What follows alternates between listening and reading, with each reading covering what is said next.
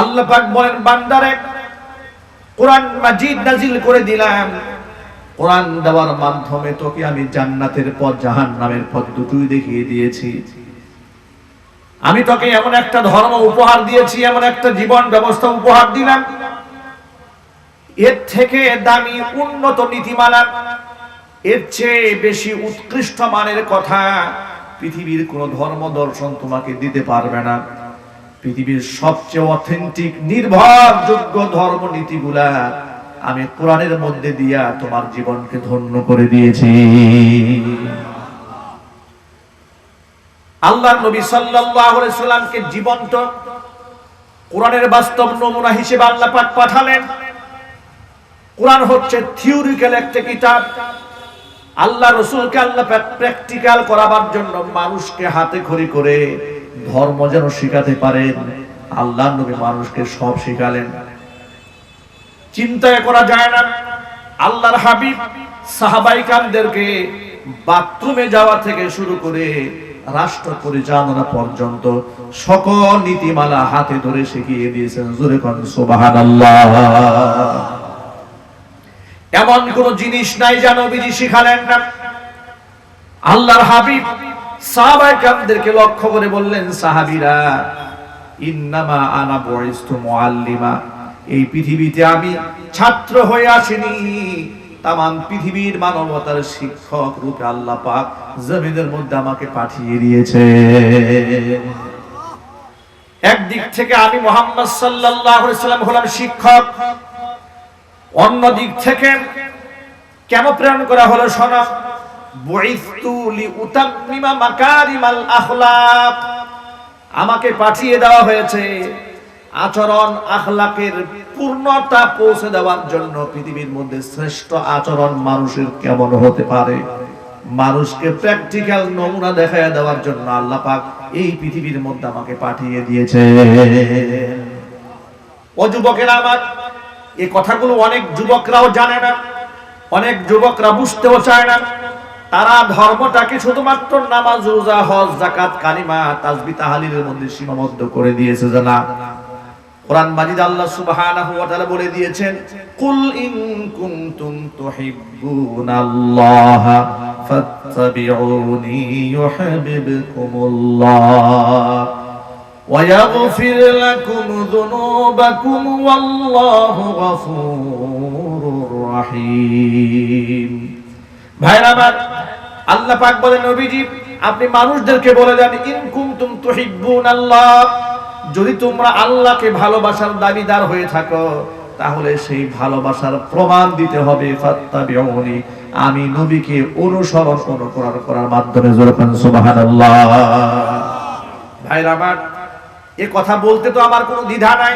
আমার সামনে যারা বসে আছেন নিশ্চয়ই তারা সকলে মিলে আমরা আল্লাহকে ভালোবাসি, এতে কোনো সন্দেহ আছে? আরো জোরে বলেন, সন্দেহ আছে? আল্লাহকে ভালোবাসেন কারা কারা? তো হাত দেখতে চাই। আল্লাহ যেন আমাদের এই ভালোবাসাকে কবুল করেন। জোরে কোন আমিন। হাত নামান।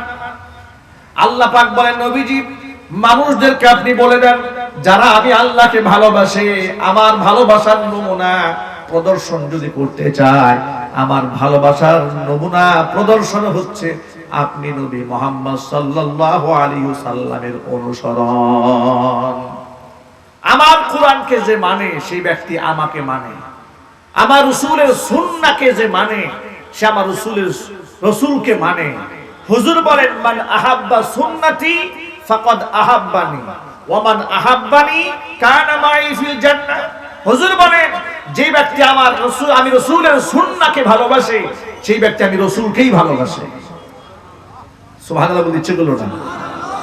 এই কথাটা খুব ডিপলি বুঝতে হবে। হুজুর বললেন, যে ব্যক্তি আমার সুন্নতকে ভালোবাসে, সেই ব্যক্তি আমি রাসূলকে ভালোবাসে। কিন্তু আমাদের নমুনা হয়ে গেছে রাসূলের সুন্নতকে ভালো লাগে না, কিন্তু রাসূল প্রেমে আমরা খুব উদ্বুদ্ধ। রাসূলকে যদি আপনি ভালোবেসে থাকেন, তাহলে রাসূলের দাড়ি আপনার কাছে ভালো লাগবে। রাসূলকে যদি আপনি ভালোবাসেন, রাসূলের টুপি আপনার কাছে ভালো লাগবে। রাসূলকে যদি ভালোবাসেন, রাসূলের নামাজ আপনার কাছে ভালো লাগবে। কথা বলেন। আল্লাহর নবী সাল্লাল্লাহু আলাইহি সাল্লামকে যদি আপনি ভালোবাসেন, হুজুরের দাড়ি, হুজুরের টুপি, হুজুরের লিবাস যেমন ভালো লাগবে, অনুরূপ ভাবে হুজুরের নামাজটাও ভালো লাগবে। অনুরূপ ভাবে আল্লাহর হাবিব যেভাবে মানুষের সাথে মুআমালা করেছেন, মুআশারা করেছেন, উঠা বসা লেনদেন যেভাবে করেছেন, সেটাও ভালো লাগতে হবে। আমরা এতটাই স্বার্থপর হয়ে গিয়েছি, ভালো লাগার বিষয়টাকে আমি আপনাদের সামনে প্রমাণ দিয়ে দেই। মানুষ যদি কাউকে ভালোবাসে, তার মতো জামা কাপড় পরতে চায়, তার নমুনা জমিনে আছে না নাই? পৃথিবীর বিভিন্ন দেশে ফুটবল টুর্নামেন্ট হয়, আন্তর্জাতিক টুর্নামেন্ট যখন শুরু হয়, এই যে 2022 সালে কাতারে ফুটবল টুর্নামেন্ট শুরু হবে, ঠিক কিনা? ইন্টারন্যাশনাল ফুটবল খেলা শুরু হয়ে যাবে। দেখবেন তখন আমাদের বাংলাদেশে অনেক মুসলমানেরা পৃথিবীর বিভিন্ন অমুসলিম খেলোয়াড়দেরকে ভালোবেসে মোহাব্বত করে তাদের দেশের পতাকা নিজের বাড়ির ছাদে উড়াবে। এর বাস্তবতা দেশে নাই, আর চিল্লাই বলতে হবে নাই। শুধু তাই না, তাদের গায়ের জার্সি অর্ডার করে বানায় কিংবা মার্কেট থেকে কেনে মেসির জার্সি গায়ে লাগিয়েছে, 10 নাম্বার প্লেয়ার, সে মেসি হয়ে গিয়েছে। বাস্তবতা নাই? রোনাল্ডোকে মহব্বত করে, বড় ভালোবাসে, দুই গ্রুপে আবার মারামারি করে, আচ্ছা তোর মারাল। ব্রাহ্মণবাড়িয়াতে দেখেছেন খেলাকে কেন্দ্র করে পুলিশ কি পরিমাণ হয়রানি শিকার হয়েছে। কতবার 144 ধারা জারি করা হয়েছে ব্রাহ্মণবাড়িয়াতে। সেখানে আর্জেন্টিনা আর ব্রাজিল গ্রুপিং শুরু হয়ে গেল, মারামারি শুরু, কিলাকিলি শুরু। সর্বশেষ এই মারামারি লাঠিয়াল বাহিনীতে পরিণত হয়েছে। নাউজুবিল্লাহ পড়েন। এমনকি এই খেলাকে কেন্দ্র করে যুবকরা পাল্টাপাল্টি ফেসবুক লাইভে আসে, এক এক দলের সাপোর্টাররা আরেক দলকে আচ্ছা তারা ধুলাই করে। আবার এমনকি বাংলাদেশের সংবাদ সম্মেলন পর্যন্ত হয়েছে যে ওই দল যারা সাপোর্ট করে তারা হচ্ছে বাচ্চা, আরেক দল তারা এসে সংবাদ সম্মেলন পাল্টা জবাব দিয়ে বলে আমাদেরকে যারা বাচ্চা বলেছে ওরা হলো ল্যাংটা। এভাবেই তারা পাল্টা জবাব একের পর এক চলতে থাকে। এই মোহাম্মদকে, রোনাল্ডোকে ভালোবেসেছে, তার জার্সি গায়ের মধ্যে উঠিয়েছে। কিন্তু যে মোহাম্মদ যাকে তুমি করলে, তুমি কি জানো তার ঈমান সম্পর্কে, তার আকীদা সম্পর্কে, তার বিশ্বাস সম্পর্কে, তার পরকাল সম্পর্কে? তুমি কিচ্ছু জানো না। তুমি ভালোবেসে ওর জার্সি গায়ের মধ্যে উঠিয়েছো। তুমি আদৌ জানো না এই রোনাল্ডোর 3-4টা বাচ্চা হয়ে গিয়েছে, কিন্তু রোনাল্ডো আজও পর্যন্ত বিয়েই করে নাই। নাউজুবিল্লাহ পড়তে ইচ্ছে করলো না? ও মুসলমানেরা, নিজের অজান্তে আপনি কার অনুসরণ করছেন? আপনি আবেগে বিবেককে ভুলে গিয়েছেন। আপনি সেই রোনাল্ডোর সাপোর্টার হয়েছেন, আজও পর্যন্ত বিবাহ করে নাই, বাচ্চা 4টা হয়ে গিয়েছে, সিদ্ধান্ত নিচ্ছে না এখনো যে বিবাহ করবে কিনা। নাউজুবিল্লাহ, আস্তে আস্তে করেন। প্রিয় মুসলিম ভাইরা, বিবেক দিয়ে জবাব দেবেন। কোন মুসলমান এমন লম্পটকে ভালোবাসতে পারে? আরো চিল্লাই বলতে হবে। মেসির কথা বলেন, খোঁজ খবর নিয়ে দেখুন তিনি আপনার আল্লাহকে, আপনার রাসূলকে, আমাদের কলিজার টুকরা কোরআনকে কতটুকু বিশ্বাস করে। বিশ্বাস তো করেই না, বরং সে ইহুদি ধর্মকে সাপোর্ট করে। শুধু তাই নয়, এভাবেই পৃথিবীর বড় বড় ইসলাম বিদ্বেষীদেরকে আমরা নিজেদের অজান্তে জীবনের আইডল, আইকন বানিয়ে বসে আছে। ও যুবকেরা যারা আজকে মাহফিলে এসেছেন, অনেক ইয়াংদেরকে আমি দেখতে পাচ্ছি, আলহামদুলিল্লাহ। যুবকরা কোরআনের মাহফিলে এসেছে। আমি যখন মাহফিলের মধ্যে যাই, বিভিন্ন তাফসীর মাহফিলের পোস্টারে যখন নাম দেখি যুব সংঘের উদ্যোগে আয়োজিত, কলিজাটা ভরে যায়। যাহারে এই যুব সমাজদেরকে মিডিয়ার মাধ্যমে মিসগাইড করা হয়। বাংলাদেশের একটা মিডিয়াও নাই যে মিডিয়ার মাধ্যমে যুবকদেরকে আদর্শ শেখানো হয়, বরং প্রত্যেকটা মিডিয়ার মাধ্যমে নোংরা কালচার যুবকদের কলিজার মধ্যে ঢুকিয়ে দেওয়ার ষড়যন্ত্র চালানো হয়। আর সেই যুবকেরা যখন কোরআনের মাহফিলে আসে, আমরা আশান্বিত হই, আমরা হতাশ হই না, আমাদের দিলটা ভরে যায়, দোয়া আছে মন থেকে। প্রিয় যুবকেরা আমার, আমি কোনো ব্যক্তিগতভাবে কোনো প্লেয়ারের সমালোচনা করার জন্য এই চেয়ারে বসিনি। উদাহরণ দিতে গিয়ে 2-1টা কথা আপনাদের সামনে উপস্থাপন করেছি। যেমন নাকি আল্লাহ পাক কোরআন মাজিদের মধ্যে ফিরাউনের কথা বলেছেন, নমরুদের কথা বলেছেন, কারুনের কথা বলেছেন, কিন্তু আল্লাহ পাক তো কোরআন শরীফের আয়াতগুলো সমালোচনা করার জন্য নাজিল করেন নাই, নাজিল করেছেন মানুষদেরকে হেদায়েত দিয়ে দেওয়ার জন্য, বুঝাবার জন্য। আল্লাহ পাক एग्जांपल সামনে এনেছেন। তাকায় দেখো কারণের দিকে, তাকিয়ে দেখো ফিরাউনের দিকে। তুমি ক্ষমতার দম্ভে মাথা উঁচা করে থাকো, তাকায় দেখো ফিরাউনের দিকে। তার ক্ষমতা তোমার চাইতে কম ছিল না, কিন্তু ক্ষুধাদ্রোহী হওয়ার কারণে তাকেও কিন্তু লাঞ্ছিত হইয়া চুগনি খায়া জমিন থেকে বিদায় নিতে হয়েছে। শুধু বিদায় নিতে হয়েছে তা নয়, তার লাশটাকে জমিন গ্রহণ করে নাই, মাটিতে তার লাশটাকে খায় নাই, মাটিটাকে রেখে দিয়েছে এই জমিনের উপরে থাকবে কিয়ামত পর্যন্ত, যাতে করে পৃথিবীর অহংকারী রাজা বাদশারা দেখতে পারে আল্লাহর সাথে নাফরমানি করলে পরিণতিটা কেমন হয়। যুবকেরা, এই জন্য দু একটা প্লেয়ারের নাম বললাম। বেশ কিছু নায়ক নায়িকা গায়ক গায়িকা আছে যাদেরকে এই দেশের যুবকেরা, তরুণ এবং তরুণীরা আইকন মনে করে, আইডল মনে করে। বিভিন্ন ফেসবুকে আপনার নায়কদের ছবি, নায়িকাদের ছবি, নায়কদের ছবি দিয়ে যুবকরা কি লেখে জানেন? এটা হচ্ছে মাই আইডল, এটা আমার জন্য আইডল। আবার লেখে এটা আমার আইকন, কেউ লেখে কলিজা। যাকে কলিজা লিখেছে এই কলিজা সারাদিন নাইট ক্লাবে পড়ে থাকে। তুমি লম্পটকে কলিজা বলেছো, তাহলে কি তুমি প্রমাণ করতে চাও তুমিও লম্পট হতে চাও? কথা বলেন না কেন? লেখে কিনা বলেন? এই জন্য আগে বুঝতে হবে যে আমি কাকে কলিজা বললাম, কাকে আইকন বললাম, কাকে আইডল বললাম। আমি তো মুসলমান, আমাকে যে কোনো সিদ্ধান্ত নেওয়ার ক্ষেত্রে ঈমান হচ্ছে আমার মানদণ্ড। ঈমানের দৃষ্টিতে, ওই বুদ্ধিজীবীর দৃষ্টিতে দেখলে হবে না, তথাকথিত নাস্তিক সুশীলদের দৃষ্টিতে আমি দেখব না, আমি দেখব কোরআন এবং সুন্নাহর দৃষ্টিতে। চিল্লায় বলুন ঠিক কিনা? আমাকে একজন প্রশ্ন করেছিলেন সাংবাদিক, হুজুর তালেবানদের বিজয় আপনার কাছে কেমন মনে হয়েছে? আমার বাসায় গিয়ে সাংবাদিক সাক্ষাৎকার নিয়েছে। আমি বললাম, দেখুন, ভারত, আমেরিকা কিংবা বাংলাদেশের বুদ্ধিজীবীদের দৃষ্টিতে আমি তালেবানদেরকে দেখি না, আমি তালেবানদেরকে দেখি কোরআন এবং সুন্নাহর দৃষ্টিতে। কথা বলতে হবে। কোরআন সুন্নাহর দৃষ্টিতে যখন আমি তালেবানদের দিকে তাকাই, গর্বে আমার দিলটা ভরে যায়, বুকটা ভরে যায়। শ্রদ্ধা আছে তাদের জন্য, দিল থেকে দোয়া আসে। যখন আমি শুনতে পাই তালেবানের সরকার নারীদের জন্য পর্দা বাধ্যতামূলক করে দিয়েছে, যখন আমি শুনতে পাই সেখানকার পুরুষের জন্য মুখে ওয়াজিব দাড়ি রাখার বিধানটাকে রাষ্ট্রীয়ভাবে বাধ্যতামূলক করে দিয়েছে, যখন আমি শুনতে পাই নারীরা মাহরাম পুরুষ ছাড়া একাকী সফর পরিমাণ দূরত্বে একা বের হতে পারবে না, রাষ্ট্রীয় ফরমান জারি হয়েছে, যখন আমি দেখতে পাই ওয়েস্টার্ন কালচার ফলো করে নোংরা পোশাক পরে মহিলারা আবার রাস্তায় বের হতে পারবে না, এমনকি পুরুষরা টাকনুর নিচে পাজামাও পরতে পারবে না, এমনকি মাথার হেয়ার স্টাইল করতে গিয়া চুলগুলাকে সামনে লম্বা ঝুলাই দিবে, আবার সাইড থেকে চাচতে চাচতে মুরগির মতো বানায় ফেলবে, এমনও করতে পারবে না, রাষ্ট্রীয়ভাবে নিষিদ্ধ করা হয়েছে। তখন আমি কোরআন সুন্নাহর মধ্যে মিলাই দেখি একটা আইন তো তালেবানের আইন নয়, সবগুলো আইন তো আমার আল্লাহ। সব আইন কার? আল্লাহর নাম বলতে যাদের কষ্ট হয় তারা মুখ বন্ধ রাখেন। সব আইন কার?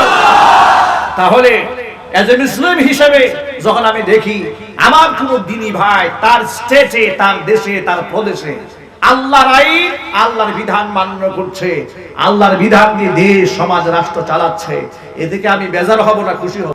আরো জোরে বলেন, খুশি হব। নিশ্চয়ই আমাকে খুশি হতেই হবে, যেহেতু আমি মুসলমান। চিল্লায় বলুন ঠিক কিনা?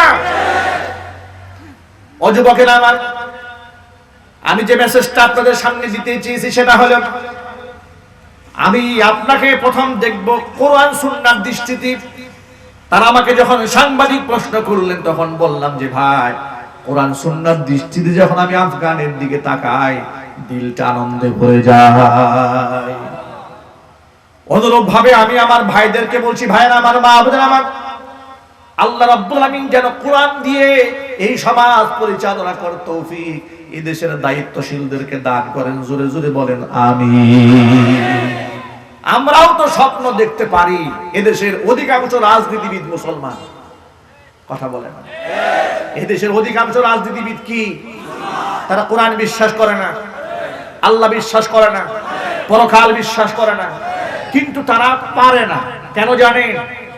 এই জন্য পারে না, পিছন দিক থেকে কিছু শত্রু বাহিনী আছে, পিছন দিক থেকে কিছু নাস্তিকরা অক্টোপাসের মতো আকড়া গেড়ে লতা পাতার মতো ছেয়ে আছে, যারা কোরআন সহ্যই করতে পারে না, সুযোগ পেলেই কোরআনকে উগ্রবাদ আর জঙ্গিবাদ মৌলবাদ হিসেবে জাতির সামনে উপস্থাপনা করার ষড়যন্ত্র চালায়। জালেম সমাজ বিনির্মাণের কথা বলে, সৃজনশীল বক্তব্য দেয়, এ দেশে সমাজ এবং রাষ্ট্রের পক্ষে কথা বলে, তার কণ্ঠটাকে তার টুটিটাকে চেপে ধরার জন্য ষড়যন্ত্র চালায়।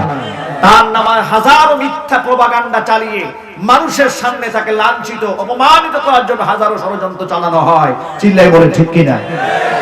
যার বাস্তব প্রমাণ লক্ষ্য করেন, আপনাদের কক্সবাজারে গণধর্ষণের যে শিকার হয়েছে যে নারীটি, যাদের মাধ্যমে গণধর্ষিতা হয়েছে এই মহিলাটি, এই মহিলার কি দোষ আছে না আছে, কেন ঢাকা থেকে এসছে, XYZ এগুলো আমরা বলতে চাই না। আমরা শুধু বলতে চাই, যিনি এই অপকর্মের সাথে জড়িত, প্রশাসনের কাছ থেকে আমরা জানতে পারলাম যে তিনি 15 থেকে 16টা মামলার আসামি, 15 থেকে 16 মামলার আসামি। কয়েকদিন আগে জেল খেটে সবেমাত্র বের হয়েছে, বের হয়ে আবার আকাম করছে। আমার প্রশ্ন হচ্ছে, 15 থেকে 16টা মামলার যে ব্যক্তি আসামি হয়, যেই ব্যক্তি প্রফেশনাল কিলার হয়, যারা মাদকের সাথে জড়িত, যারা নারীদের খুন ধর্ষণের সাথে জড়িত, এই সমস্ত লোকরা এত সহজে জামিন পায় কি করে? কথা বলেন না কেন? এদের কাদের আশ্রয়ে, কাদের প্রশ্রয়ে এই সমাজটাকে তারা জাহান্নামের দ্বার প্রান্তে পৌঁছে দিচ্ছে? এদের নাটের গুরু কারা? এই গুরুদেরকে খুঁজে বের করতে হবে, চিল্লায় বলতে হবে, কথা ঠিক কিনা বলেন? আশ্চর্যের ব্যাপার, এই সমস্ত জাতীয় লম্পট এবং ধর্ষকেরা কথায় কথায় জামিন পেয়ে যায়। দেশের মুহাক্কিক মুনাক্কিক সেরেতাজ, রাষ্ট্রের শ্রেষ্ঠ সম্পদ, জাতির কলিজার টুকরা হলে আমরা বিনা কারণে দিনের পর দিন, বছরের পর বছর কারারুদ্ধ হয়ে আছে, জামিন পাচ্ছে না। চিল্লায় বলতে ঠিক কিনা?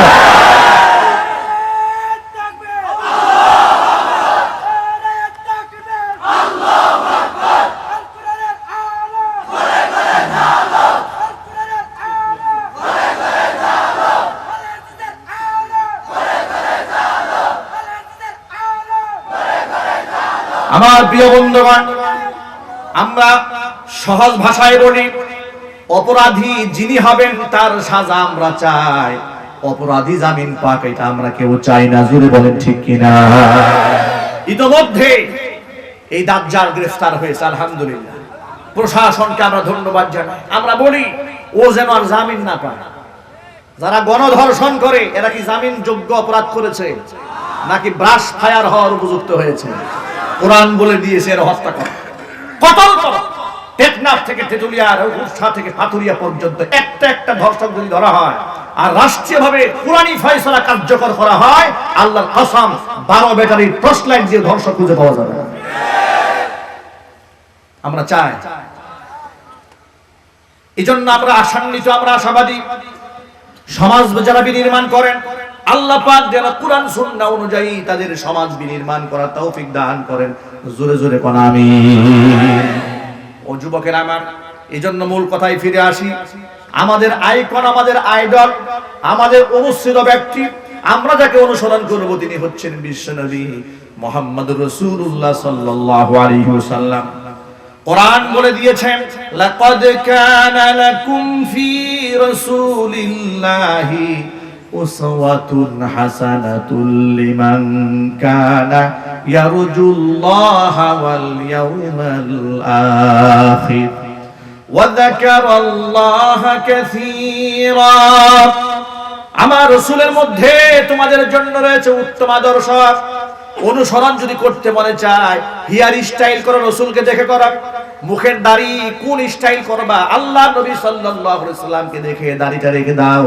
ও যুবকেরা, দাড়ি যদি আপনি আল্লাহর হাবিব মুহাম্মদ সাল্লাল্লাহু আলাইহি সাল্লামকে মহব্বত করে দাড়িটা রাখেন, কসম আল্লাহর, কসম আল্লাহর, কসম আল্লাহর, ইজ্জত তো কমবে না, আল্লাহ ইজ্জত বাড়িয়ে দেবে। অনেক যুবকরা মনে মনে ভাবেন মুখের দাড়ি রাখলে তো বিবাহ করতে গেলে ঝামেলা বেঁধে যায়, পাত্রী খুঁজে পাওয়া যায় না। কথা বলেন ঠিক কিনা? অনেক যুবকরা আমাকে জিজ্ঞেস করে, হুজুর বিবাহের আগেই দাড়ি রাখতে হবে, বিবাহ করার পরে না হয় দাড়িটা রাখি? আমি তখন ভাইদেরকে বলি, ভাইরা আমার, এটা তো আপনার জন্য সবচেয়ে সুবর্ণ সুযোগ। আপনি ভালো একজন বিবি পাওয়ার জন্য আগেই মুখে দাড়িটা রেখে দেবেন। কথা বলেন। আচ্ছা আপনারা বলেন, দাড়িওয়ালা যুবককে, দাড়িওয়ালা ছেলেকে রাসূল পাক সাল্লাল্লাহু আলাইহি ওয়াসাল্লামের সুন্নাহ যে ছেলেটা মানে, তাকে কি দুশ্চরিত্রা লম্পট মেয়েরা পছন্দ করবে? চিল্লাই বলে। তাকে তো পছন্দ করবে ওই মেয়ে যে মেয়ে তাহাজ্জুদ গুজারি, যে মেয়ের কাছে গোটা দুনিয়া তুচ্ছ, তার চরিত্র, তার সতীত্ব তার কাছে তামাম পৃথিবীর সবচেয়ে দামি সম্পদ। ঠিক কিনা? কিছু কিছু নারী আছে সতীত্বের কোনো দাম নাই, দুনিয়ার টাকা যশ খ্যাতি তাদের কাছে অনেক কিছু। ঠিক না? কিছুদিন আগে আপনারা সংবাদ পেয়েছেন, ভারতে এক সুপারস্টার, একজন তারকা নারী, মহিলা মডেল, ইসরায়েলে সুন্দরী প্রতিযোগিতায় প্রথম স্থান অধিকার করেছে, মিস ওয়ার্ল্ড হয়েছে। তো সেখানে এই যে মিস ওয়ার্ল্ড যিনি হলেন, সুন্দরীর প্রতিযোগিতায় অংশগ্রহণ করলেন, পৃথিবীর নারীরা অংশগ্রহণ করতে বিভিন্ন জায়গা থেকে এসেছে। বিচারকদের সামনে তারা বিভিন্ন অঙ্গভঙ্গি করে হেঁটেছে, আবেদনময়ী পোশাক পরে, যৌন উত্তেজক পোশাক পরে মানুষের মনকে যেন বেশি আকৃষ্ট করা যায়, তার দিকে মাইল করে দেওয়া যায়, ঝুঁকিয়ে দেওয়া যায়। নানান ধরনের এমন পোশাক পরেছে, কাসিয়াতুন আরিয়াতুন মুমিলাতুন মাইলাতুন, এমন পোশাক কিয়ামতের আগে রাসূল পাক সাল্লাল্লাহু আলাইহি ওয়াসাল্লাম বলে দিয়েছেন, কিয়ামতের আগে এমন পোশাক পরিহিতা নারীদের আবির্ভাব ঘটবে যারা পোশাক পরেও ল্যাংটা থাকবে। এই মহিলা সমাজে নাই। চিল্লাই বলে। আল্লাহর নবী বলেন, কাসিয়াতুন পোশাক পরিধানকারিনী, কিন্তু আরিয়াতুন পোশাক পরেও ওরা ল্যাংটা, মুমিলাতুন মাইলাতুন ওরা নিজেরাও অন্যায়ের দিকে ঝুঁকে পরপুরুষের দিকে, আর পরপুরুষদেরকে মুমিলা ওরা আবার নিজের দিকে ঝুঁকায়। এরকম নারী শুধুমাত্র ভারতে আছে, বাংলাদেশে একজনও নাই। কক্সবাজারে সমুদ্র সৈকত, পৃথিবীর সর্ববৃহৎ সমুদ্র সৈকত আল্লাহ আমাদেরকে দান করেছে। আলহামদুলিল্লাহ বলবেন না? এই নিয়ামতটা কার? নাকি আমরা খাল খনন করে এটা বানাইছি? কে দিয়েছেন জোরে বলেন তো একটু? আল্লাহ পাক দিয়েছেন। আমার জীবনের প্রথম যখন, আজ থেকে প্রায় 10-12 বছর আগের কথা, কক্সবাজারে বেড়াবার উদ্দেশ্যে আমার আসার সুযোগ কখনোই হয়নি। যতবার এসেছি কোরআনের তাফসীর করার জন্য এসেছি। সেই উপলক্ষে কক্সবাজার বিচ পারে যাওয়া হয়েছে। 10-12 বছর আগে যখন গিয়েছি, প্রথমবার যখন সমুদ্রের সামনে দাঁড়িয়েছি, আমার কাছে মনে হয়েছে আল্লাহ পাকের এই বিশাল সৃষ্টির তুলনায় আমি তো একটা ধুলাবালি করার মতো। ঠিক কিনা? যে ঢেউগুলা যখন আসে, ঢেউয়ের সামনে দাঁড়ালে কি নিজেকে অনেক বড় মনে হয় নাকি? কথা বলে। আমার কথা বুঝতে আপনাদের কষ্ট হয় নাকি? মাইকের আওয়াজ বুঝতে সমস্যা হচ্ছে? তাহলে একটু হাই হ্যালো বলবেন। ইয়েস নো ভেরি গুড বলতে হবে তো, না বললে আমি বুঝবো কিভাবে যে আপনারা আমার বক্তব্য বুঝতে পারতেছেন? এটা তো আর মুখস্থ কোনো বিষয় নয়, এটা হচ্ছে একটা ক্লাস। আপনাকে এখান থেকে কিছু সবক নিতে হবে, কিছু বুঝতে হবে, কিছু জানতে হবে, কিছু শেয়ার করতে হবে। ঠিক কিনা? এবার আপনারা বলেন, কক্সবাজারে বিশাল বড় বড় ঢেউ যখন আসে, ওর সামনে দাঁড়ালে নিজেকে অনেক বড় মনে হয় নাকি তুচ্ছ একটা আদমি মনে হয়, তুচ্ছ সলিমুদ্দিন মনে হয়? যা আল্লাহ যদি চান, এক ধাক্কা দিলে কোথায় যাবে ইমারত, কোথায় যাবে বিল্ডিং, সব তো শেষ হয়ে যাবে। ঠিক কিনা বলেন? তছনছ হয়ে যাবে। আল্লাহ পাকের শক্তির সামনে আমি খুবই নগণ্য, খুবই তুচ্ছ, খুবই ছোট্ট। আল্লাহ পাকের সৃষ্টির ভেতরে আমি একজন মাখলুক, আল্লাহ পাকের গোলাম। কিন্তু আল্লাহ পাকের এই অপার মহিমা, এত সৌন্দর্যটা, এত দৃষ্টিনন্দন, এত চিত্তাকর্ষক দৃশ্য আমার চোখের সামনে তুলে ধরেছেন। আমি সমুদ্রের সৈকতে দাঁড়িয়ে আছি, রাত বাজে 12টা, কি সুন্দর মনে হচ্ছে যেন আমার দিলের মধ্যে সমস্ত দুঃখ বেদনা সব দূর হয়ে যাচ্ছে বাতাস খেয়ে খেয়ে। সুবহানাল্লাহ। ভাইরা আমার, এই সমুদ্র সৈকত উপভোগ্য এমন একটা বিনোদন কেন্দ্র যা বৈধভাবে মানুষ ভোগ করতে পারে, কিন্তু সেই বৈধ বিনোদন কেন্দ্র আল্লাহর সৃষ্টির একটা শ্রেষ্ঠ নিয়ামত থাকার পরেও সেই নিয়ামতকে আমরা কি নিয়ামত রেখেছি না গজব বানিয়ে ফেলেছি? আমরা সেটাকে গজব বানিয়ে ফেলেছি। কি অবস্থা সেখানে! নারী পুরুষের অবস্থা দেখলে মনে হয় যে এরা কেউ মুসলমানের ঘরে সন্তান না। মুসলমান তো এটা আরো অনেক উপরে ক্লাসের কথা বললাম, এদের যে সামান্যতম লজ্জাবোধ বলতে যে একটা বিষয় আছে সেটাও তাদের মধ্যে নাই। চিল্লা বল ঠিক কিনা? এমন ভাবে তারা সমুদ্রে ঝাঁপাতে থাকে আর নামতে থাকে। তবে হ্যাঁ, গতকালকেও চকরিয়াতে আমার প্রোগ্রাম ছিল, নাইটে আমি কক্সবাজার হোটেলে অবস্থান করেছি, আজকে আবার এখানে আসলাম। সেই সূত্রে কক্সবাজার সমুদ্র সৈকতে একটু গিয়েছিলাম আজকে। তো সেখানে গিয়ে যে দৃশ্যটা আজকে দেখেছি সেটা হচ্ছে যে এখন বর্তমান কক্সবাজার অনেকটা নিয়ন্ত্রিত। এই নিয়ন্ত্রিত হওয়ার পেছনে কারণটা শোনায়। কয়েকদিন আগে যে গণধর্ষণের শিকার হয়েছে জানা নারীটা, গোটা বাংলাদেশের মানুষের টনক নড়েছে গার্জিয়ানদের। এখন সহজে গার্জিয়ানরা তাদের মেয়েদেরকে ছাড়তে চাচ্ছে না নিরাপত্তাহীনতার কারণে, আল্লাহর ভয়ে না। মনে করবে না দেশের মানুষ সব বুজুর্গ হয়ে গেছে, না, বুজুর্গ হয় নাই, এরা নিরাপত্তাহীনতায় ভুগছে বিদায় অনেক মহিলারা সেখানে যাচ্ছে না। তবে আমরা চাই কক্সবাজারের সমুদ্র সৈকত নিয়ন্ত্রিত আছে, নিয়ন্ত্রিত থাকুক। কথা বলেন, নিয়ন্ত্রিত থাকার দরকার আছে না নাই? সেখানে অবস্থা এমন হয়েছে, শুনতে পেলাম সেখানকার ডিসি মহোদয় নারীদের জন্য কক্সবাজার আলাদা একটা জোন করে দিয়েছিলেন নারী এবং শিশুদের জন্য, যে এই জোন, এই এরিয়ার ভিতরে পুরুষ যেতে পারবে না। এটা একটা ভালো দিক কিনা? ভালো দিক কিনা? এটা আমি খুব ফিল করেছিলাম যে কক্সবাজার নারীরা বুক করতে পারবে না কেন? অবশ্যই পারবে, তবে নারীদের জন্য আলাদা একটা জোন থাকা দরকার। যেহেতু এটা গোসলের ব্যাপার, আর গোসল করতে গেলে তো গায়ের জামা কাপড় গায়ের সাথে একদম লেপটায় যায়। তো সেখানে যদি পুরুষের সামনে গোসল করে, তাহলে না সে তার দেহকে সংবরণ করতে পারবে, না পুরুষের চোখকে সে নিয়ন্ত্রণ করতে পারবে, সে কোনোটাই পারবে না। আবার আল্লাহ পাকের এই নিয়ামত থেকে নারী যা বঞ্চিত হবে, তাও তো হবে না। তো তাদের জন্য একটা সেফ জোন দরকার, না দরকার নাই? কথা বলে দরকার নাই? দরকার আছে না নাই?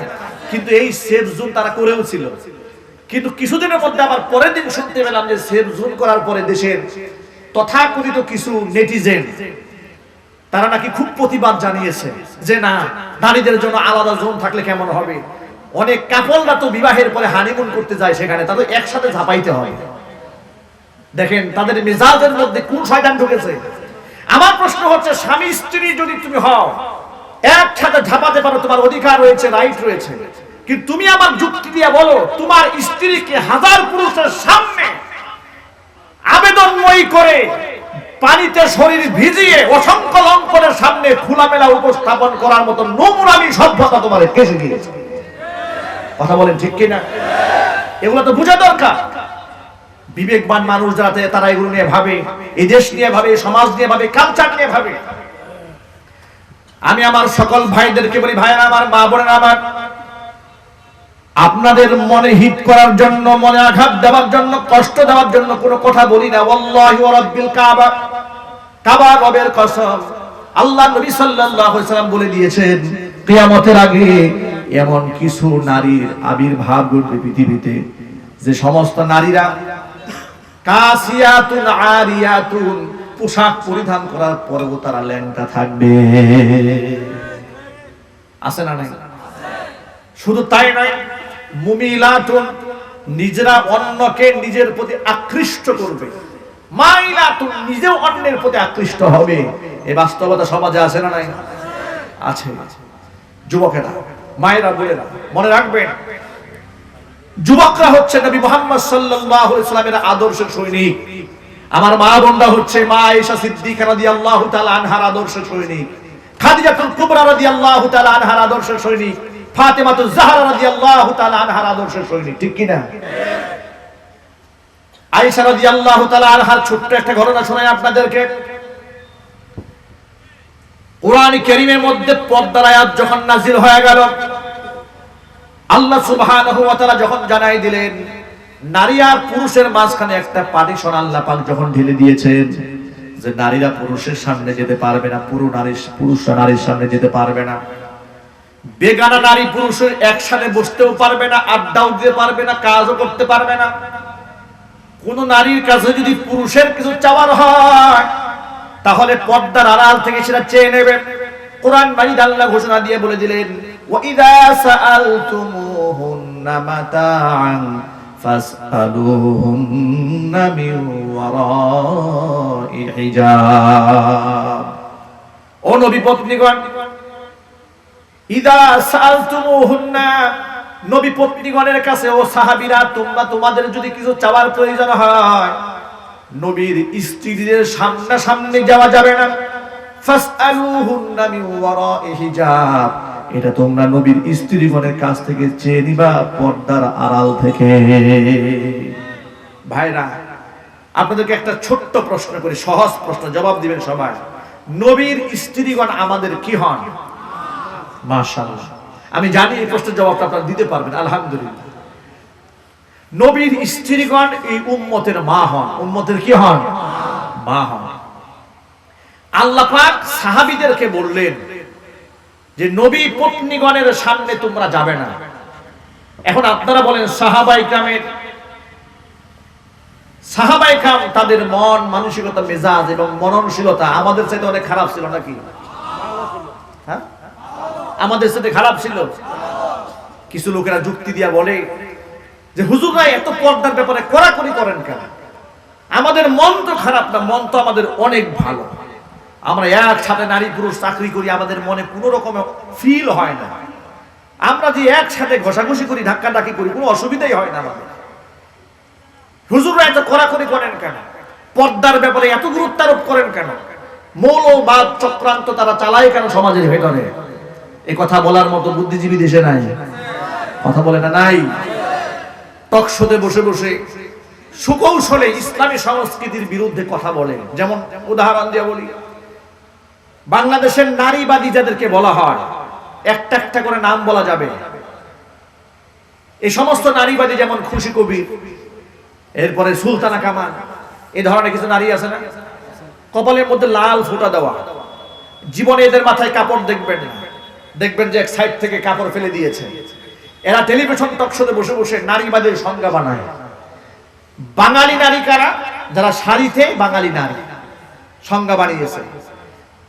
কোন নারী যদি বুরকা পরে, এদেশের এক নারীবাদী আফসোস করে দুঃখ করে বলেছে যে মার্কেটে গিয়া দেখি একমাত্র আমি বাঙালি পোশাকে আছি, আর সব মহিলারা আরাবিয়ান পোশাকে আছে। আমাদের দেশের মার্কেট গুলাতে নারীরা বুরকা পরে গিয়েছে, এটা দেখে তার মনে আঘাত লেগেছে, নারীরা এত বুরকা পরে কেন? তখন সে বলছে যে বুরকা পরা এটা তো মিডল ইস্টের সংস্কৃতি, মধ্যপ্রাচ্যের সংস্কৃতি। চিল্লায় কর নাউজুবিল্লাহ। বুরকা পরা মা বোনদের জন্য এটা কি মধ্যপ্রাচ্যের সংস্কৃতি? এই সংস্কৃতি কিসের? যদি বলেন, এই সংস্কৃতি ইসলামের, এই সংস্কৃতি কোরআনের, এই সংস্কৃতি আল্লাহ দেওয়া শ্রেষ্ঠ উপহার। চিল্লায় বলুন ঠিক কিনা? সেখানে তারা সমালোচনা করলেন যে বোরকা পরা এটা হচ্ছে মধ্যযুগীয় সংস্কৃতি, এটা আরব দেশের সংস্কৃতি, কিন্তু বাংলাদেশের সংস্কৃতি হচ্ছে বাঙালি শাড়ি, শাড়িতে তারা থাকবে বাঙালি নারী, তারা ঢোল তবলা বাজাবে, নারিঙ্গি আর সারিঙ্গি গাবে, পহেলা বৈশাখ উদযাপন করবে, এর মধ্যেই বাঙালির চেতনা ফুটে উঠবে, এটাই তারা প্রমাণ করতে চান। কিন্তু আমার প্রশ্ন হলো, এই ব্যাপারে তারা এত গুরুত্ব আরোপ করে, এত বেশি সমালোচনা ইসলামিক পোশাকের ক্ষেত্রে করেছে, কিন্তু আপনারা আমার কথার জবাব দিয়ে বলেন, এদেশে অসংখ্য মহিলা মেয়েরা এমন আছে যারা জিন্সের প্যান্ট পরে নাই, টি শার্ট পরে ঘুরে বেড়ায় নাই, টাই পরে নাই, কোট পরে নাই, শর্ট পরে নাই। এখন আপনারা বলেন, নারীরা কোট পরা, টাই পরা, জিন্সের প্যান্ট পরা, টি শার্ট পরা, ফতুয়া পরা, এটা কি বাঙালি সংস্কৃতি? চিল্লাই বলে। কিন্তু কোনদিন মিডিয়াতে সমস্ত পোশাকের সমালোচনা শুনেছেন? শুনবেন না কিয়ামত পর্যন্ত। কিন্তু বুরকাকে সুকৌশলে মধ্যপ্রাচ্যের সংস্কৃতি বানিয়ে দিয়েছে। কিন্তু এই সমস্ত জিন্সের প্যান্ট পোশাক এগুলো বাংলাদেশের কালচারের সাথে, ধর্মীয় বিশ্বাসের সাথে আদৌ কোনোভাবে যায় না, এটা তারা কোনোদিন বলবে না।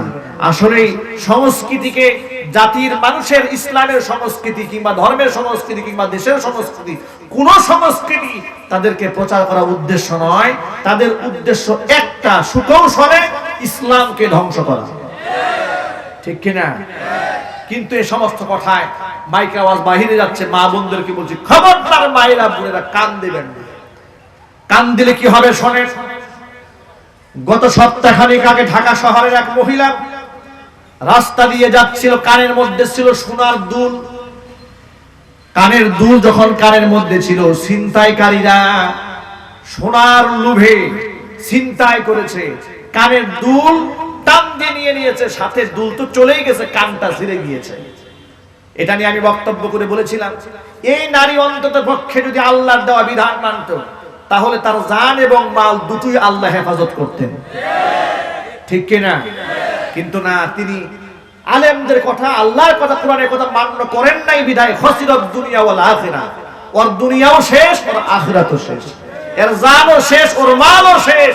যে সমস্ত নারীরা ধর্ষিতা হয়, যে সমস্ত নারীরা ইফটিজিং এর শিকার হয়, যারা এই সমস্ত সমাজের ভেতরে নিরাপত্তাহীনতায় ওই সমস্ত নারীরাই ভোগে, যারা ইসলামকে বাদ দিয়া পশ্চিমাদেরকে আদর্শ বানিয়ে নিয়েছে। মায়েরা, বোনেরা, মা আয়েশা রাদিয়াল্লাহু তাআলা আনহার কথাই বলতেছিলাম। পর্দার আয়াত যখন নাজিল হয়ে গেল, আল্লাহ পাক ঘোষণা দিয়ে দিলেন, ও সাহাবীরা, ইদা সাআলতুমুহুন্না, নবী পত্নীগণের কাছ থেকে যদি কিছু চাওয়ার প্রয়োজন হয়, ফাসআলুহুন্না মিন ওয়ারাই হিজাব, নবীর স্ত্রীদের সামনে যাওয়া যাবে না, যদিও নবীর স্ত্রীগণ তোমাদের মা হন। কি হন? আরো জোরে বলেন, কি হন? মা হন। নবীর স্ত্রীগণ মা সমতুল্য, মা। এই মায়ের সামনে সাহাবীদেরকে যেতে আল্লাহ পাক বারণ করলেন। শুধু বারণ করেন নাই, আবার এই ফায়দা বলে দিয়েছেন, যালিকা আযকা লাকুম, আযকা লিকুলুবিকুম ওয়া কুলুবিহিন্না, এটা হচ্ছে তোমাদের আত্মা এবং নবী পত্নীদের আত্মা পবিত্র থাকার সহায়ক মাধ্যম। জোরে বলেন সুবহানাল্লাহ। এই বয়ানটা আমি করলাম না, আল্লাহ করেছেন। আমি আপনাদেরকে নকল করে শোনালাম সূরা আহজাব থেকে, যে নারী পুরুষের দূরত্ব মেইনটেইন করলে নারীর মনটা ভালো থাকবে, পুরুষের মনটাও ভালো থাকবে, মনের মধ্যে শয়তানি বদমাশি আসবে না। এই কথাটা কে বলে দিয়েছেন জোরে বলেন তো? এটা আল্লাহ সুবহানাহু ওয়া তাআলা বলে দিয়েছেন। প্রিয় ভাইয়েরা আমার, আল্লাহ সুবহানাহু ওয়া তাআলা কোরআনের পর্দার আয়াত যখন নাজিল করে দিলেন, সাহাবায়ে কেরাম রাদিয়াল্লাহু তাআলা আনহুম আজমাইন পর্দার বিষয়টাকে কিভাবে মেইনটেইন করেছেন, কোরআন মাজিদ আল্লাহ সুবহানাহু ওয়া তাআলা বলে দিয়েছেন। লক্ষ্য করেন, ইয়া আইয়ুহান নাবিয়্যু কুল লিআজওয়াজিকা ওয়া বানাতিকা ওয়া নিসাইল মুমিনিনা ইউদনিনা আলাইহিন্না মিন জালাবিবিহিন যালিকা আদনা আন ইউরাফনা ফালা ইউযাইন ওয়া কানা আল্লাহু গফুরার রহিমা। নবীজি, আপনি আপনার স্ত্রীদেরকে বলে দেন, আপনি আপনার কন্যাদেরকে বলে দিন, ওয়া নিসাইল মুমিনিনা, মুমিনা নারীদেরকে আপনি বলে দেন, ইউদিনিনা আলাইহিন্না মিন জালাবিবিহিন্না, তারা যখন ঘর থেকে বের হবে, পরপুরুষের সামনে যাওয়ার প্রয়োজন যখন হবে, তখন তারা যেন সামনের দিক থেকে লম্বা একটা ওড়না ঝুলায়া দেয়, চেহারার উপর যেন লম্বা একটা ওড়না ঝুলায়া দেয়, যাতে করে এই ফেসের প্রতি পরপুরুষের নজর না পড়ে। বিধানটা কার? আরো জোরে। আল্লাহ পাক বিধান জারি করে দিলেন। আল্লাহর নবী সাল্লাল্লাহু আলাইহি সাল্লাম এটাকে অ্যাপ্লাই করলেন কিভাবে? লক্ষ্য করেন, বাস্তবে আয়াতটাকে কিভাবে বাস্তবায়ন করলেন। একদিন রাসূল পাক সাল্লাল্লাহু আলাইহি সাল্লামের দুজন স্ত্রী দাঁড়িয়ে আছেন। এমন সময় রাসূলের এক অন্ধ সাহাবী আব্দুল্লাহ ইবনে উম্মি মাকতুম রাদিয়াল্লাহু তাআলা আনহু তিনি আসতেছিলেন। আল্লাহর হাবিব সাল্লাল্লাহু আলাইহি সাল্লাম স্ত্রীদ্বয়কে বললেন, ইহতাজিবা আনহু, তোমরা এই সাহাবী থেকে পর্দা করো। এখন রাসূলের স্ত্রীদ্বয় বললেন, আলাইসাহু আ'মা লা ইউবসিরুনা ওয়া লা ইয়ারিফুনা, হে রাসূল, যে আসতেছে সে তো অন্ধ, তাকে তো আমরা চিনি, আব্দুল্লাহ ইবনে উম্মি মাকতুম, সে অন্ধ ব্যক্তি এখানে আসতেছে, তো সে তো আমাদেরকে দেখবেও না, আমাদেরকে চিনবেও না, তো আপনি আমাদেরকে ঘরে ঢুকতে বলেন কেন? আল্লাহর নবী কি জবাব দিলেন শোনেন। আল্লাহর হাবিব বলেন, সে তো অন্ধ এটা আমি জানি, কিন্তু আফা আমিয়া ওয়ানি আনতুমা, তোমরা দুজন কি অন্ধ নাকি? তোমরা কি তাকে দেখবে না? তোমরাও যেন দেখতে না পারো, যেন রুমের মধ্যে চলে যাও। সুবহানাল্লাহ। দেখেন, সাহাবায়ে কেরামদেরকে আল্লাহর নবী হাতে খড়ি করে শিখিয়েছেন, নিজের স্ত্রীদেরকে পর্দা কিভাবে করতে হয় শিখিয়েছেন। আজকে এই মুসলমানেরা রাসূলের এই আদর্শ প্রত্যাহার করেছে, বাদ দিয়ে দিয়েছে, প্রত্যাখ্যান করেছে। কথা বলেন ঠিক কিনা? এর দ্বারা কি হয়েছে শোনেন। সুন্দরী স্ত্রীকে রেখে স্বামী চলে গেছে সৌদি আরব। 1 মাস বিবাহ সংসার করে স্বামী চলে গেছে সৌদি আরব, যেখানে কোরআন হাদিসে নির্দেশনা দেওয়া হয়েছে যে পুরুষ নারীদেরকে রেখে পুরুষরা যেন 4 মাসের উপরে বাহিরে না থাকে। সুবহানাল্লাহ। আপনাদেরকে একটা মাসালা বলে দেই, নারীর যদি সম্মতি না থাকে, স্ত্রী যদি সম্মতি না থাকে, তাহলে শারীরিক প্রয়োজন ছাড়া পুরুষ 4 মাসের অধিক এই নারী থেকে দূরে থাকতে পারবে না। কিন্তু আজকে উভয়ের হক নষ্ট করা হচ্ছে। একদিক থেকে স্বামী তার স্ত্রীর অধিকার নষ্ট করে, অনুরূপভাবে স্ত্রীও স্বামীর অধিকার নষ্ট করে। কথা বলেন ঠিক কিনা? আমি এর মাধ্যমে প্রবাসী ভাইদেরকে কষ্ট দিচ্ছি না, প্রবাসী ভাইদেরকে কোরআন সুন্নাহ বোঝাবার কথা বলছি। নিশ্চয়ই আমার যে সমস্ত প্রবাসী ভাইরা থাকেন, তারা যে এই দেশের জন্য, রাষ্ট্রের জন্য, সমাজের জন্য, বাবা মার জন্য, স্ত্রী সন্তানের জন্য কত যে কষ্ট করেন, এই দৃশ্য আমি আমার নিজ চোখে দেখেছি। হজে গিয়ে দেখেছি, অন্যান্য সময় দেখেছি কত কষ্ট এই দেশের প্রবাসী ভাইরা করেন।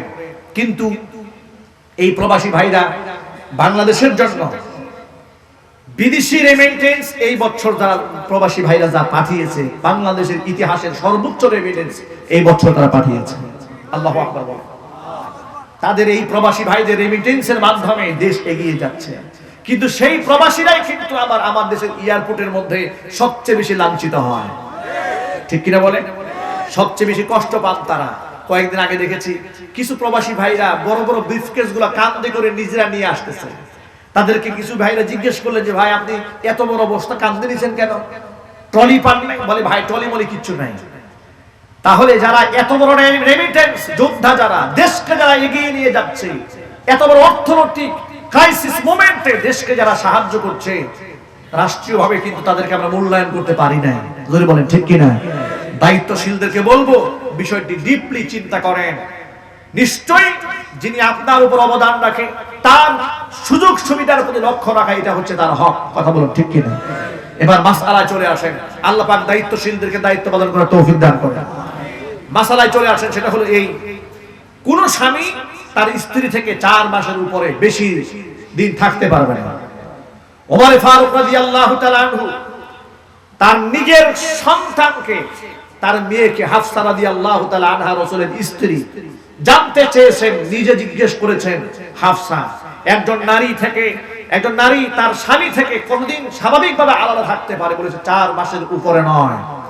তখন জিহাদের ময়দান থেকে উমর রাদিয়াল্লাহু তাআলা আনহু বিবাহিত পুরুষদেরকে ঘাড় ধাক্কায় বাড়ি পাঠিয়ে দিলেন, বাড়ি চলে যাও, সেখানে তোমার স্ত্রী আছে, তার হক আছে। আল্লাহু আকবার বলবেন না?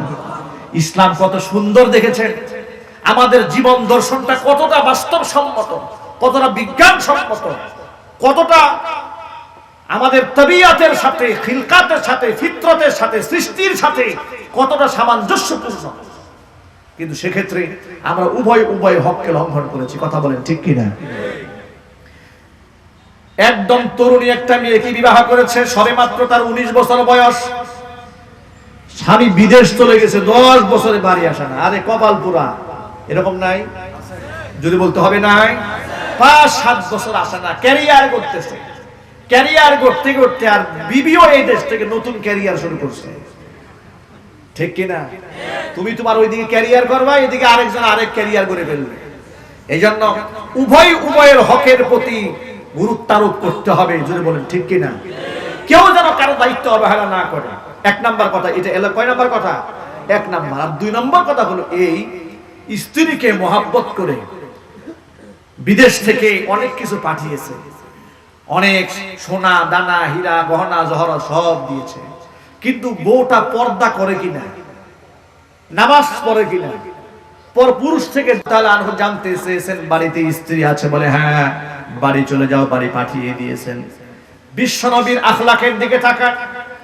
আল্লাহ নবী সাল্লাল্লাহু আলাইহি সাল্লাম একজন সাহাবীকে জিজ্ঞেস করলেন, তিনি জিহাদের ময়দানে চলে গিয়েছিলেন নতুন বিবাহ করে।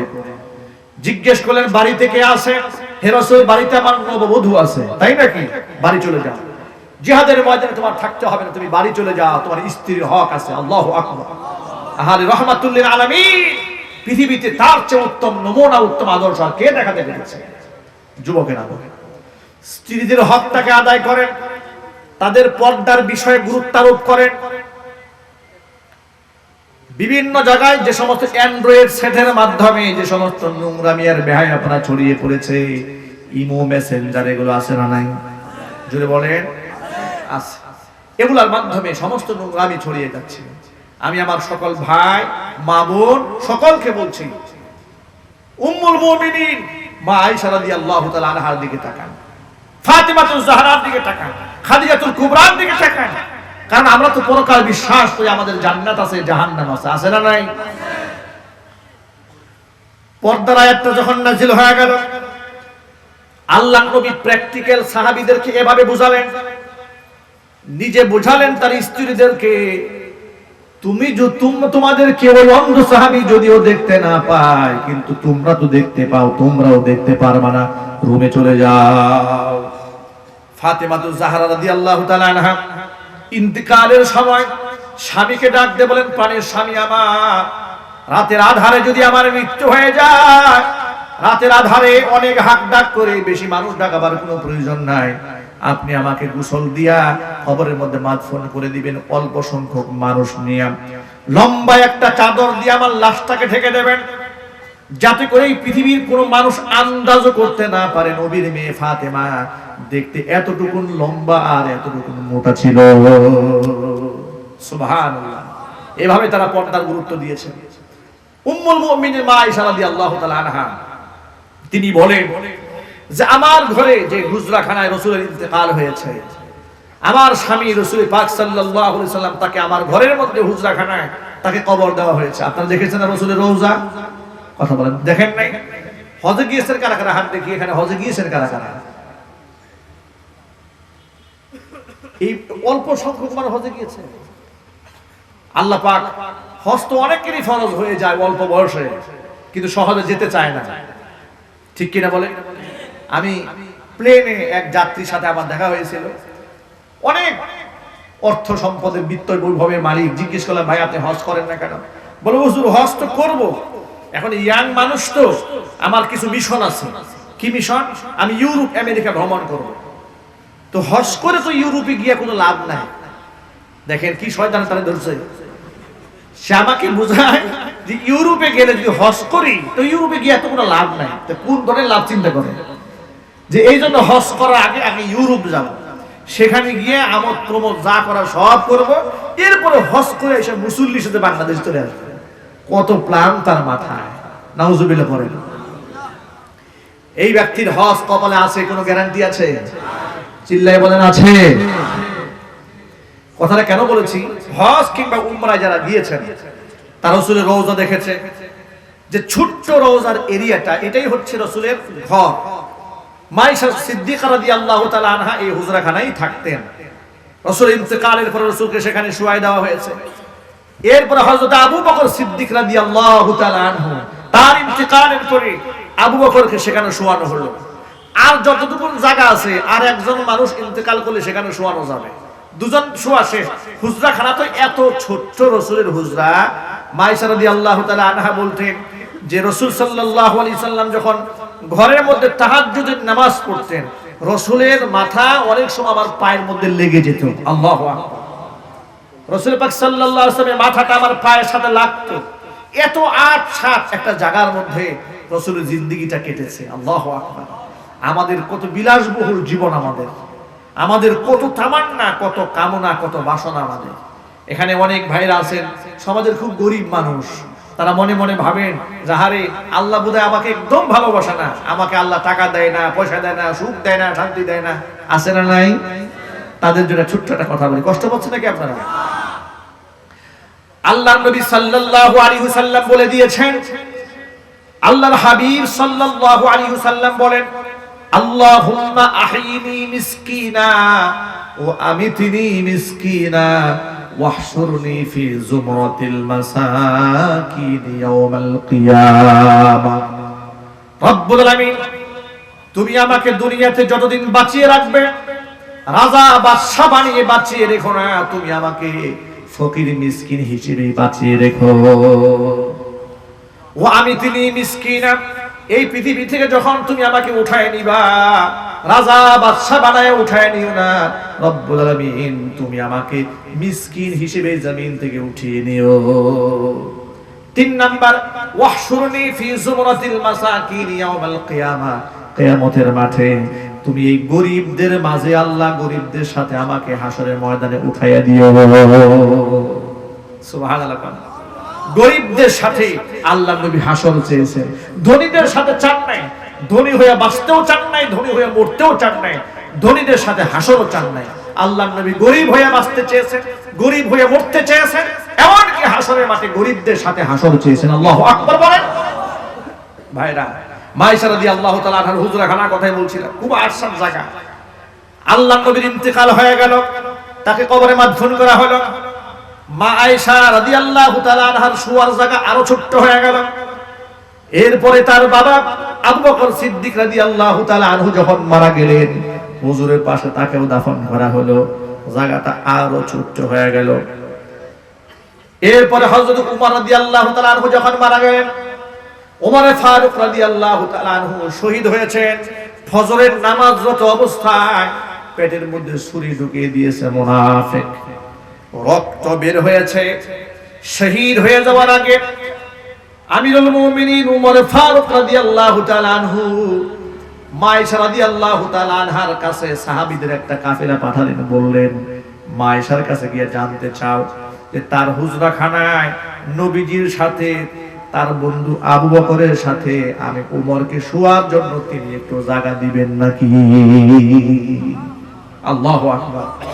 তিনি পারমিশন দেন কিনা, যেহেতু রুমটা তার, হুজরাটা তার, আমি উমরের লাশটা, আমার দেহটা আবু বকরের সাথে, রাসূলের সাথে, যেহেতু তারা ছিলেন আমার দুনিয়ার বন্ধু, আমি কবরে তাদের সাথী হয়ে থাকতে চাই, এই সুযোগটা উম্মুল মুমিনিন মা আয়েশা রাদিয়াল্লাহু তাআলা আনহা দেন কিনা। তবে সাহাবীরা ও আমার সাথীরা, তোমরা যখন বলবে তখন বলবা না যে আমিরুল মুমিনিনের পক্ষ থেকে নির্দেশনা, বলবে উমর ইবনুল খাত্তাব আপনার কাছে আবেদন জানিয়েছেন।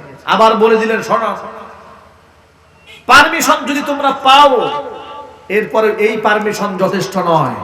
তার কারণ হয়তো উম্মুল মুমিনিন মা আয়েশা রাদিয়াল্লাহু তাআলা আনহা চক্ষু লজ্জায় হোক, মুখ লজ্জায় হোক, আমার জন্য ঘরের পারমিশনটা দিতে পারেন, কিন্তু আমি যখন শহীদ হয়ে দুনিয়া থেকে বিদায় হয়ে যাব, আমার লাশ যখন এই দুনিয়া থেকে ওই হুজরাখানার দিকে নেওয়া হবে, তখনও তার কাছে পারমিশন চাবে যে এই মুহূর্তে তার লাশটা কবরে মাদফুন করার অনুমতি আছে কিনা।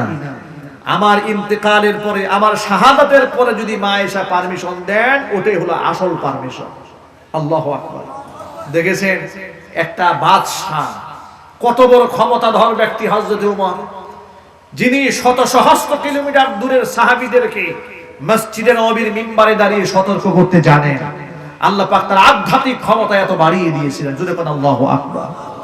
আল্লাহর নবীর দ্বারে এত প্রশংসা করেছেন, লাউ কানা মিন বাদি নাবিয়্যুন লাকানা উমারু নাবিয়্যা, আমার পরে যদি কেউ নবী হতো নিশ্চয়ই হযরত উমর নবী হয়ে যেতেন।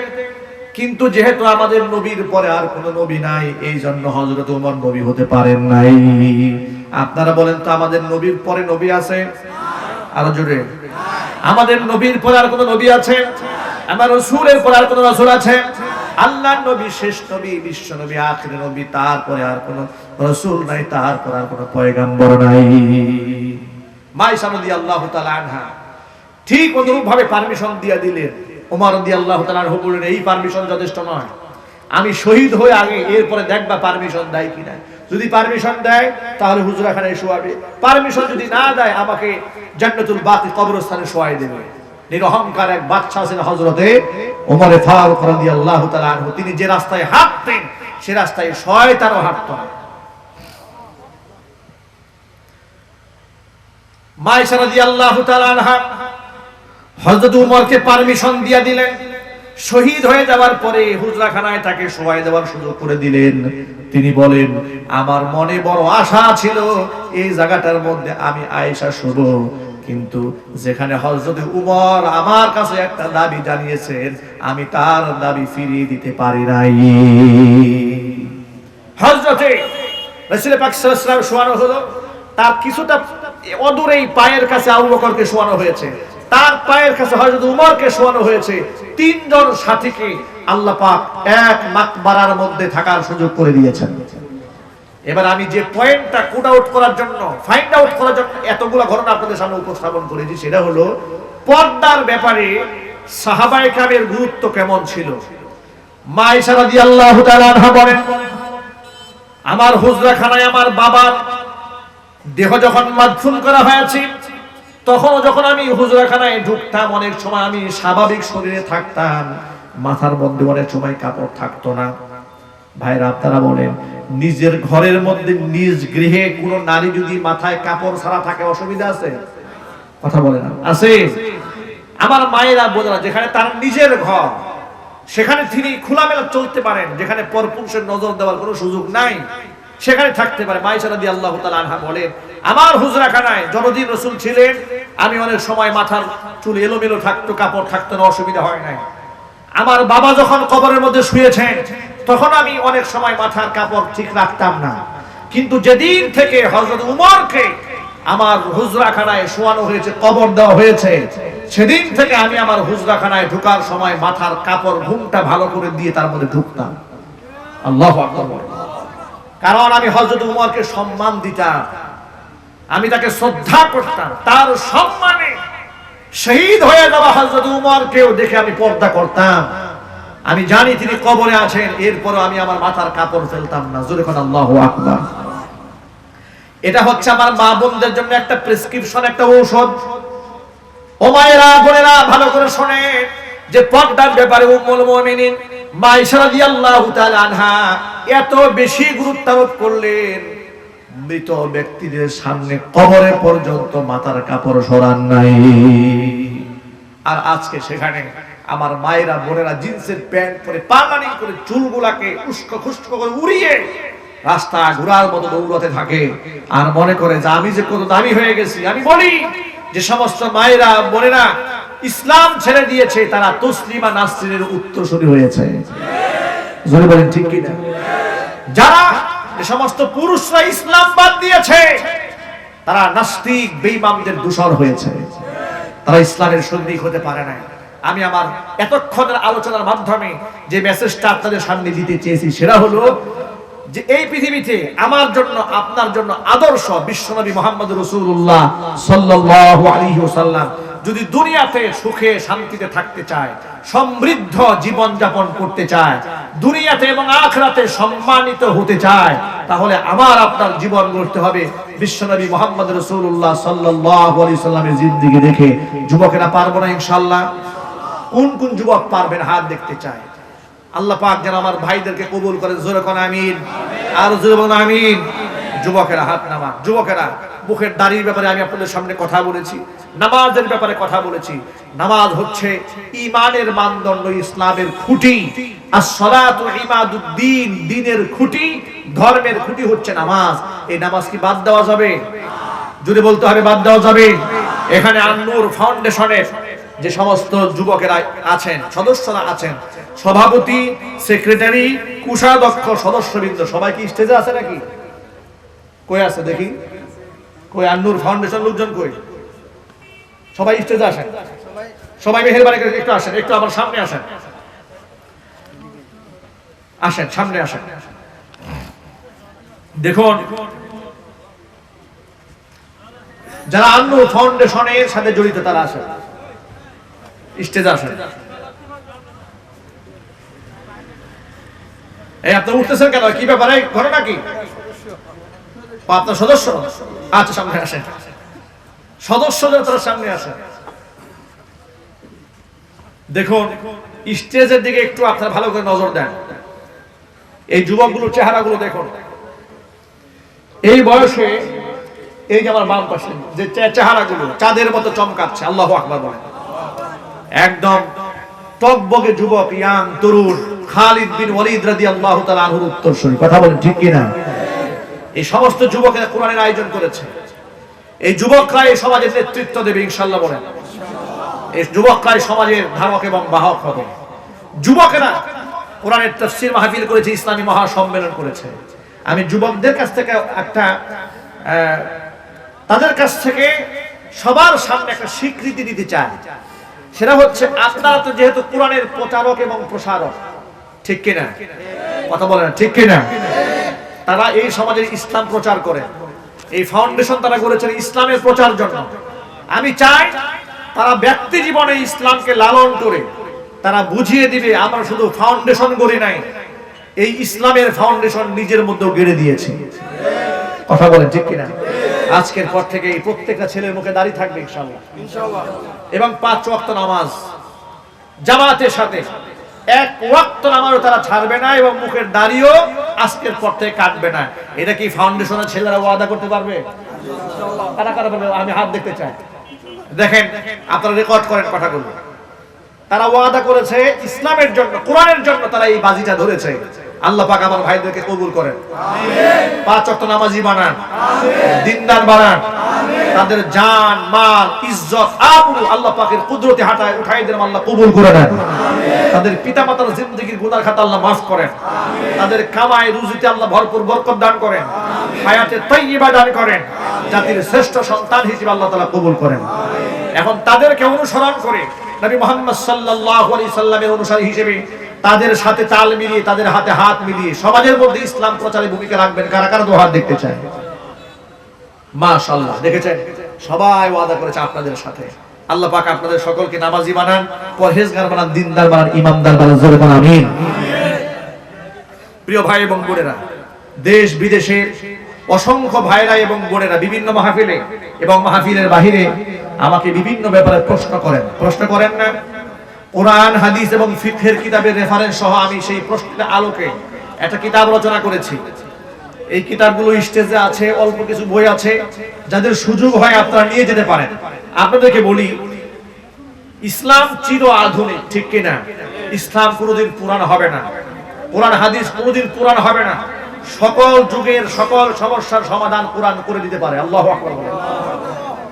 আজকে যে কিতাবটা আমার হাতে দেখতে পাচ্ছেন, আমাদের দেশে যখন রমজান আসে আমার ভাইরা বোনেরা জিজ্ঞেস করেন যে হুজুর, নতুন মাসআলা, রোজা রেখে ইনজেকশন দেওয়া যাবে কিনা, রোজা রেখে ইনহেলার ব্যবহার করা যাবে কিনা, রোজা রেখে আপনার স্যালাইন পুশ করা যাবে কিনা, রক্ত দেওয়া যাবে কিনা, কিংবা রক্ত গ্রহণ করা যাবে কিনা, ইত্যাদি যে বিষয়গুলো আছে। বিশেষ করে মহিলারা অনেক পার্সোনাল মাসআলা তাদের আছে যেগুলো জিজ্ঞেস করা যায় না, কিন্তু এর সাথে তাদের ফরজ ইবাদতের সম্পর্ক। এই সমস্ত মাসআলাগুলো কোরআন হাদিসের রেফারেন্স সহ লেখা হয়েছে। মাত্র 100 টাকা বইয়ের দাম। স্টেজে বইগুলো আছে, এবং এই বইয়ের পেছনে আমার একটা হোয়াটসঅ্যাপ পার্সোনাল মোবাইল নাম্বার দেওয়া আছে।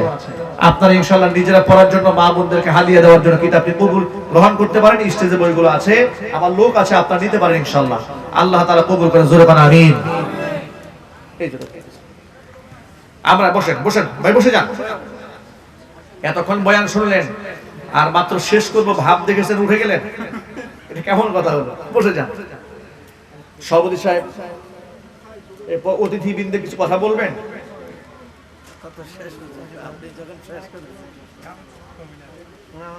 কমিশনার, বর্তমান কমিশনার সাহেব, আপনি একটু কথা বলুন, যেহেতু আসছেন, মুরব্বী মানুষ। দেন ভাই, মাইকটা দেন ভাই, একটু কথা বলবেন।